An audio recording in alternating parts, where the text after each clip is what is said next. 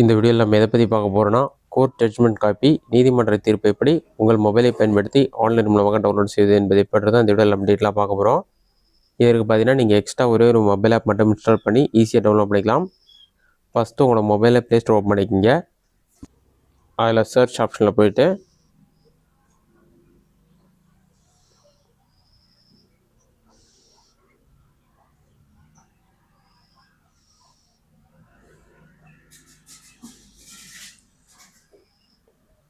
Court சொல்லி type பண்ணுங்கள்.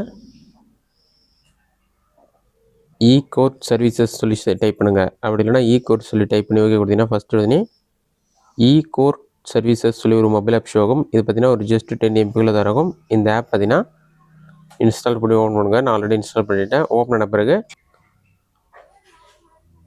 Search by CNR number இருக்கும். அதில் போயிட்டு சிஎன்ஆர் நம்பர் என்டர் பண்ணி சர்ச் பண்ணுங்கள்.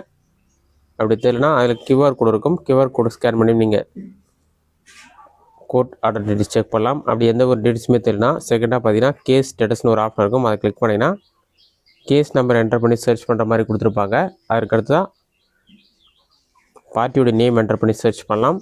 நெக்ஸ்ட்டு ஃபைலிங் நம்பர் தெரிஞ்சால் அதை என்டர் பண்ணி சர்ச் பண்ணலாம். எஃப்ஐஆர் நம்பர் தெரிஞ்சாலும் அதை என்டர் பண்ணி சர்ச் பண்ணுற மாதிரி இருக்குது. அட்வொகேட் டீட்டெயில்ஸ் தெரிஞ்சாலும் என்டர் பண்ணி சர்ச் பண்ணலாம்.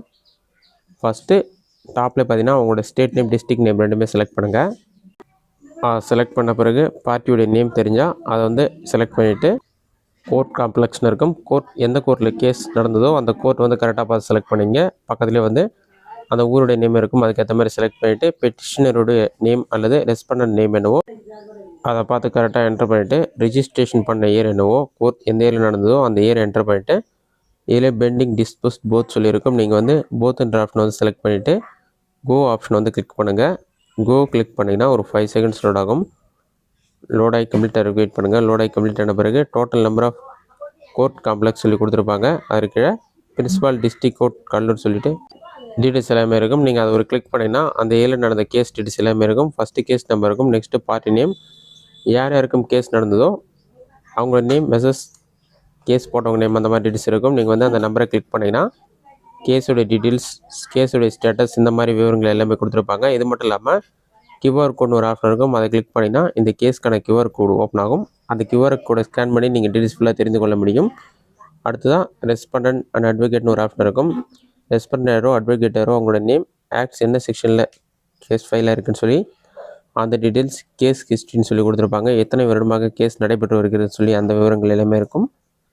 அதெல்லாம் செக் பண்ணிவிட்டு ஃபைனல் ஆர்டர் ஜட்ஜ்மெண்ட் ஒரு ஆப்ஷன் இருக்கும். அதை கிளிக் பண்ணிங்கன்னா நீங்கள் இந்த கேஸ்க்கான ஜட்ஜ்மெண்ட் டவுன்லோட் பண்ணிக்கலாம். மேலே order number, order date, order date சொல்லிவிட்டு காப்பி ஆஃப் ஜட்ஜ்மெண்ட் ஒரு ஆப்ஷன் இருக்கும். காப்பி ஆஃப் ஜட்ஜ்மெண்ட் ஆப்ஷனை கிளிக் பண்ணிங்கன்னா ஒரு 5 செகண்ட்ஸ்லேயே இதுக்கான ஜட்ஜ்மெண்ட் வந்து PDF ஃபார்மேட் டவுன்லோட் ஆகி ஓப்பன் ஆகிடும். இதை நீங்கள் பிரிண்ட் அவுட் எடுத்து உங்களோட தேவைக்கு பயன்படுத்திக் கொள்ள முடியும்.